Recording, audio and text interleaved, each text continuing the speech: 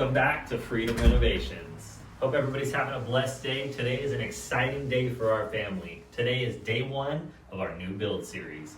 Today we're going to be hopping into our kids' bathroom and showing you how we turn their boring wall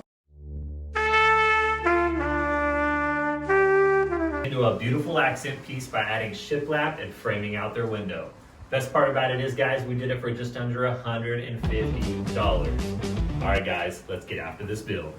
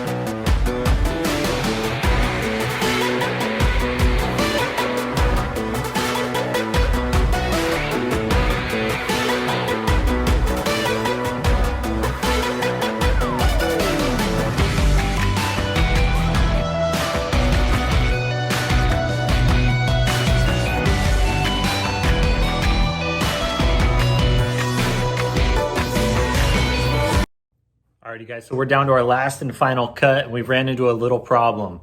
Our floor slopes to one side. On one side we have 3 inches and the other side we have 3 1/8. So we're gonna go ahead and mark it at 3 inches on one side, 3 1/8 on the other. We're gonna make a line all the way down and then we're gonna head over to our table saw and try to make a perfect cut. Let's make it happen.